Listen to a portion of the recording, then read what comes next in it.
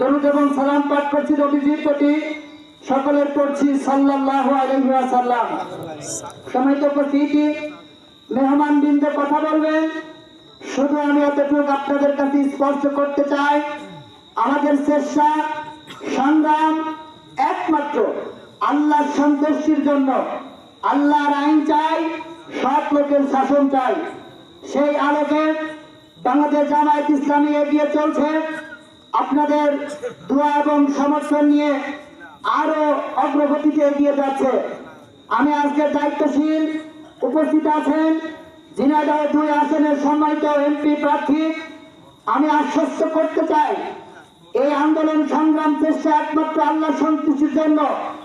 এজন্য আপনিও যেই কোরআনের রাজ কায়েমের জন্য এগিয়ে যাচ্ছেন, কোন অবস্থাতেই ভয়ের কোনো কারণ নেই।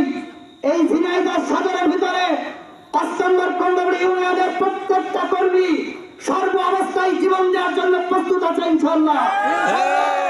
অধ্যাপক আলী আজম স্যার এগিয়ে চলেন, আমরা আছি আপনার সাথে।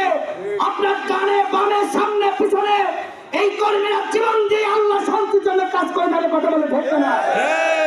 সেই উদ্যোগে আজকের এই 6 নম্বর ওয়ার্ডের কর্মী সমাবেশ। আলহামদুলিল্লাহ, এই বৈরী আবহাওয়ার ভিতরে আপনারা প্রমাণ করেছেন আল্লাহ ইসলামের সাথে, ইসলামী আন্দোলনের সাথে আপনারা ছিলেন এবং আছেন। তো আমি সেই দোয়া কামনা ব্যক্ত করেই আগামী বাংলাদেশ যেন কোরআনের বাংলাদেশ হয়, ইসলামের বাংলাদেশ হয়। আমরা দল মত নির্বিশেষে, আমরা জাতি ধর্ম বর্ণ নির্বিশেষে হাতে হাত কাঁধে কাঁধ রেখে ন্যায় এবং ইনসাফপূর্ণ একটা সমাজ ব্যবস্থা কায়েম করতে পারি। সকলের কাছে বার্তা আহ্বান রেখে আজকের সংক্ষিপ্ত কথা এখানে শেষ করছি। এবং তার আগে সম্মানিত জামাত মনোনীত এমপি প্রার্থী আমাদের সমিত রহমান, আপনার কাছে আমাদের আবদার, আপনি নেক নজরে এই 5 নম্বর কুমারবাড়ি ইউনিয়নের দিকে তাকিয়ে থাকেন এবং থাকবেন ইনশাআল্লাহ। সেই নেক নজর দিবেন। আপনি আসতে যে আমাদের রোডের অবস্থা দেখেছেন, এবং বিশেষ করে আমরা যে প্রতিষ্ঠানে এখানে বসে আছি, এটা আমাদের দাদাদের দেওয়া সম্পদ। এই প্রতিষ্ঠানটা অবহেলিত। আমি আবদার করব, অন্তত 5 নম্বর কুমারবাড়ি ইউনিয়নের দিকে আপনার নেক নজর আছে এবং থাকবে ইনশাআল্লাহ।